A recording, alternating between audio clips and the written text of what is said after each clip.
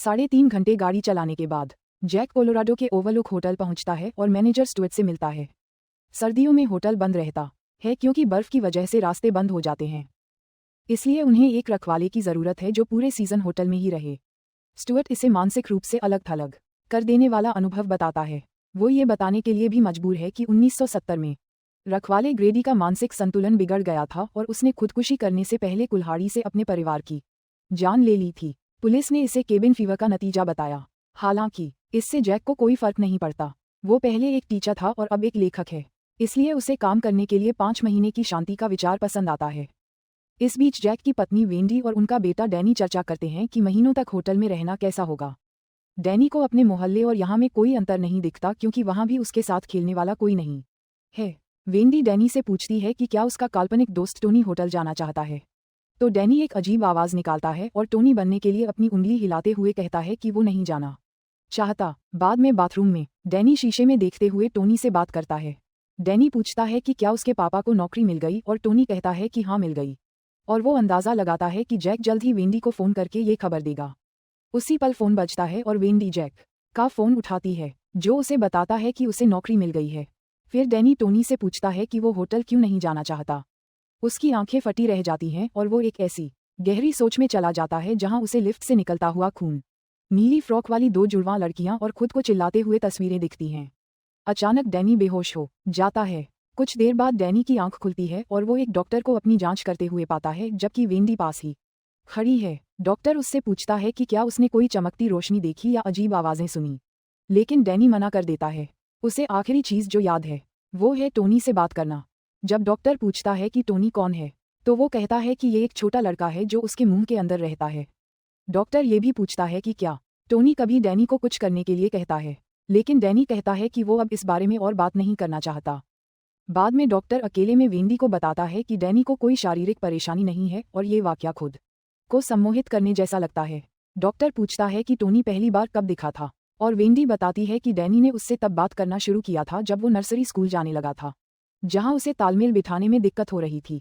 वो ये भी बताती है कि जैक एक बार काम से देर से घर आया था और गुस्से में उसने डैनी का कंधा उखाड़ दिया था। इस घटना के बाद जैक ने शराब छोड़ दी और वेंडी से कहा कि अगर उसने दोबारा कभी शराब को हाथ लगाया तो वो उसे छोड़कर जा सकती है।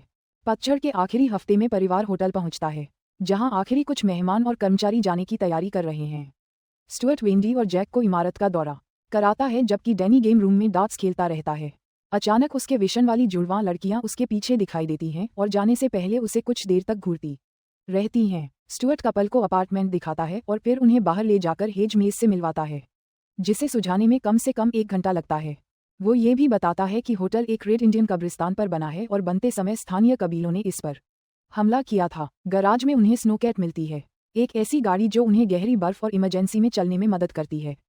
गोल्ड रूम में कपल बॉलरूम की खूबसूरती की तारीफ करता है और स्टुअर्ट कहता है कि इंश्योरेंस का खर्च कम करने के लिए होटल सर्दियों की छुट्टी के दौरान बार से सारी शराब हटा देता है। उसी समय सेक्रेटरी डैनी को ले आती है, तो स्टुअर्ट शेफ डिक से कहता है कि वो वेंडी और डैनी को किचन दिखाए, जबकि वो जैक के साथ दौरा जारी रखता है। डिक वेंडी को खाने का वो भारी सामान दिखाता है जो उनके पास पूरी सर्दी के लिए है और डैनी को बार बार डॉग कहकर बुलाता है। वेंडी ये सुनकर हैरान रह जाती है कि उसे डैनी का निकनेम पता है, तो डिक दावा करता है कि उसने शायद उसे बुलाते हुए सुन लिया होगा, लेकिन वेंडी को याद नहीं आता कि यहाँ आने के बाद उसने कभी वो नाम इस्तेमाल किया हो। डिक उन्हें घुमाना जारी रखता है और जब बड़े बातें कर रहे होते हैं, डैनी उस आदमी के सिर को घूरना बंद नहीं कर पाता। अचानक उसे अपने दिमाग में डिक की आवाज़ सुनाई देती है, जो उससे पूछ रहा है कि क्या उसे आइसक्रीम चाहिए।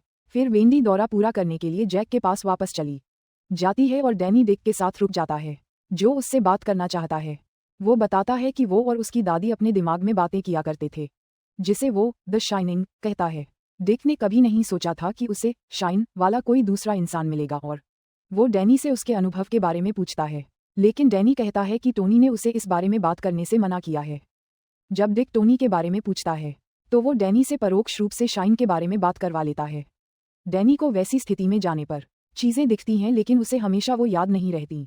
फिर डिक समझाता है कि इस होटल में भी कुछ चमक रहा है और यहाँ ऐसी चीज़ें होती हैं जिन्हें सिर्फ शाइन वाले लोग ही देख सकते हैं। इनमें से कुछ चीज़ें पुरानी दुखद घटनाओं और सालों से यहाँ रहने वाले लोगों की यादों से पैदा हुई हैं, इसलिए ये सब अच्छी नहीं होती और इनसे सावधान रहना बहुत ज़रूरी है। डिक लड़के को सलाह देता है कि वह उन्हें किताब की तस्वीरों की तरह समझे। डैनी कमरा नंबर 237 के बारे में पूछता है, लेकिन डिक कसम खाता है कि उसमें कुछ नहीं है और डैनी को वहां न जाने के लिए कहता है। 1 महीने बाद परिवार को एक आरामदायक और शांत दिनचर्या मिल गई है। वेंडी मानती है कि जब वे आए थे तो उसे इतनी बड़ी जगह में अकेले रहने में डर लग रहा था, लेकिन जैक कहता है कि उसे तुरंत इस होटल से प्यार हो गया था और वह डेजा वू के एक ताकतवर एहसास का जिक्र करता है। हालांकि वह कुछ लिख नहीं पा रहा है। नाश्ते के बाद वेंडी और डैनी भूल-भुलैया देखने जाते हैं। जैक को लिखना चाहिए था, पर इसके बजाय वह गेंद से खेल रहा है। कमरे में घूमते हुए उसे भूल-भुलैया का एक छोटा मॉडल मिलता है। वह उसे टकटकी लगाकर देखता है और अपने परिवार की छोटी आकृतियों को बीच तक पहुंचते हुए देखता है। ये साफ नहीं है कि यह सच है या उसकी कल्पना। मंगलवार को समाचार में इलाके में बर्फीले तूफान के आने की घोषणा की गई। डैनी अपनी छोटी साइकिल पर होटल के गलियारों में घूम रहा है और कमरा नंबर 237 के सामने रुकता है। वह दरवाजे का हैंडल घुमाता है पर वो बंद है। जाने से पहले उसके दिमाग में जुड़वां बहनों की एक छवि कौंधती है। इसी बीच जैक आखिरकार लिख रहा है। जब वेंडी उसे देखने आती है तो वह उससे बहुत बदतमीजी करता है। आखिर में वह अपना आपा खो देता है और काम में बाधा डालने के लिए उस पर चिल्लाता है। फिर जैक एक नया नियम बनाता है, अगर वह लिख रहा हो तो वह कमरे के अंदर नहीं आ सकती। वह गाली देकर उसे बाहर निकाल देता है और वेंडी चुपचाप चली जाती है। गुरुवार को वेंडी और डैनी बर्फ में खेलते हैं। जैक अंदर से चेहरे पर एक अजीब पागलपन के साथ उन्हें देखता है। शनिवार को वेंडी फोन करने की कोशिश करती है लेकिन उसे पता चलता है कि कोई भी लाइन काम नहीं कर रही है। फिर वह स्टुअर्ट के दफ्तर में रेडियो चलाने की कोशिश करती है और एक पार्क रेंजर से बात कर पाती है, जो उसे बताता है कि पूरी सर्दियों में फ़ोन लाइन खराब होना आम बात है। वह उसे ये भी बताता है कि इलाके में सालों का सबसे बुरा बर्फीला तूफान आया है और उसे रेडियो हमेशा चालू रखने की सलाह देता है। डैनी अभी भी गलियारों में साइकिल चला रहा है और तभी जुड़वां बहनें उसका रास्ता रोक लेती हैं। वे उसका नाम जानती हैं और उसे अपने साथ हमेशा हमेशा के लिए खेलने को कहती हैं, जिससे डैनी को एक कुल्हाड़ी के पास खून से लथपथ उनकी लाशें दिखने लगती हैं। डरा हुआ डैनी अपनी आंखें ढंक लेता है और यह पक्का करने के लिए दोबारा देखने से पहले कुछ सेकंड इंतजार करता है कि जुड़वां बहनें चली गई हैं। फिर वह टोनी को बताता है कि वह डरा हुआ है, तो टोनी उसे डिक की सलाह याद दिलाता है कि ये छवियां सच नहीं हैं, बस एक किताब की तस्वीरें हैं।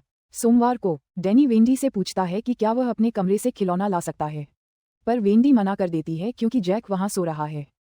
डैनी वादा करता है कि वह उसे जगाए बिना दबे पाँव जाएगा, तो वेंडी मान जाती है।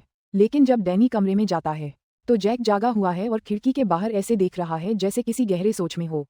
वह अपने बेटे को अपने पास बैठने के लिए कहता है और डैनी सोचता है कि क्या उसके पापा बीमार हैं।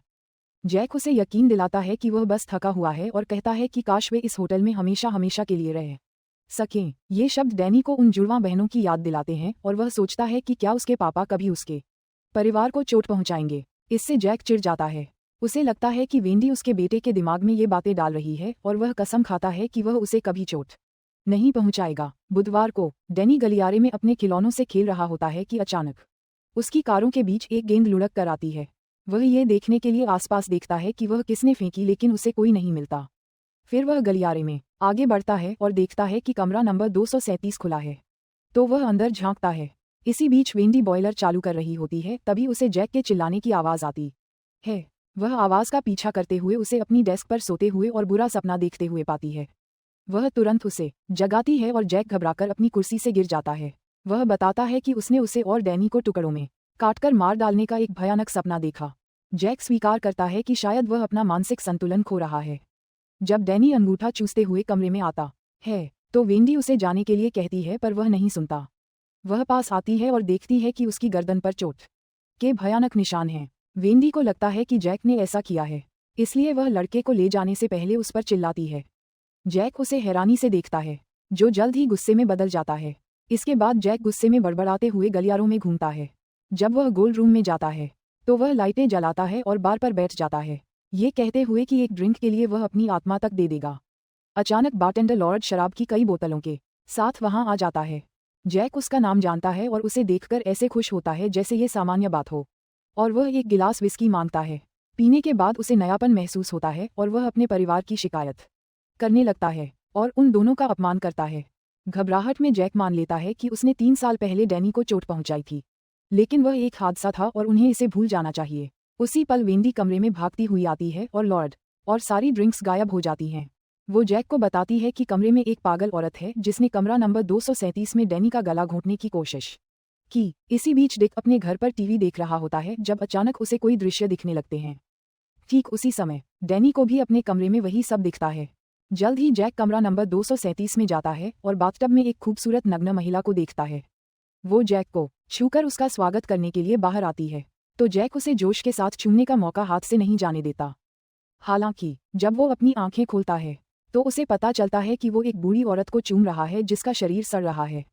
वो औरत पागलों की तरह हंसते हुए उसका पीछा करने लगती है, लेकिन जैक कमरे से बाहर निकलने और भागने से पहले उसे बंद करने में कामयाब हो जाता है। डैनी ने अपनी समाधि वाली हालत में ये सब अपने मन में देखा है।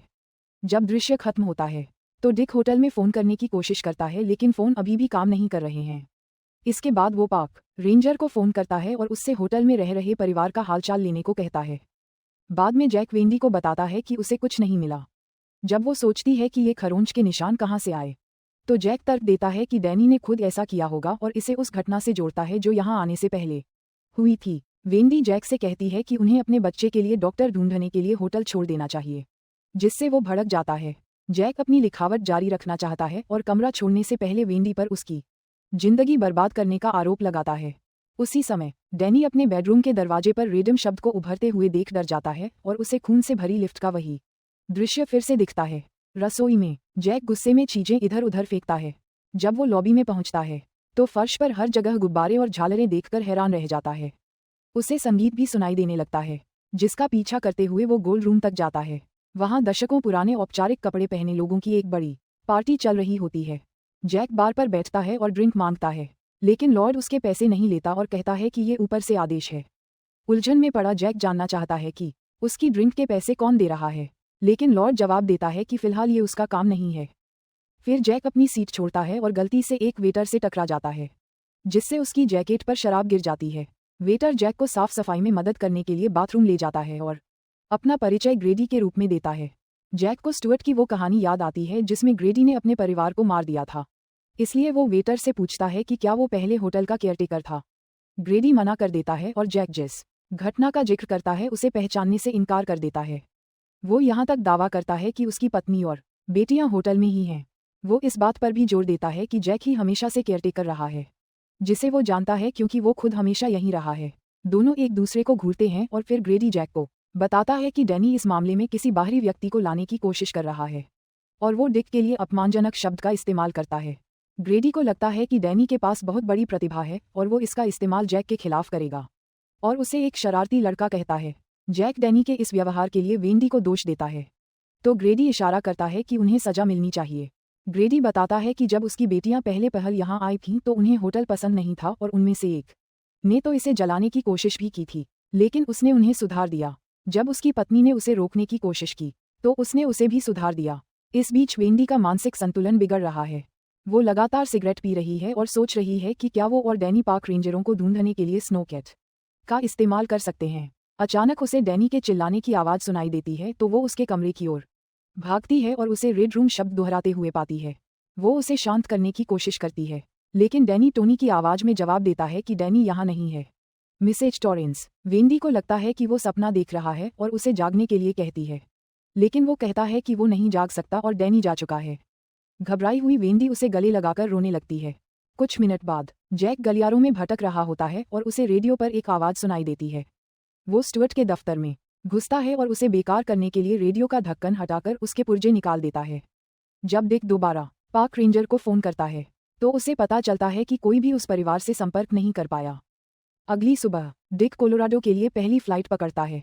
जल्द ही वो डेनवर हवाई अड्डे पर पहुंचता है और स्नोकैट उधार लेने के लिए अपने एक मैकेनिक दोस्त को फ़ोन करता है। फिर वो एक कार किराए पर लेता है और अपने दोस्त की दुकान के रास्ते में उसे कई गाड़ियां दिखती हैं जो खराब मौसम की वजह से टकरा गई हैं।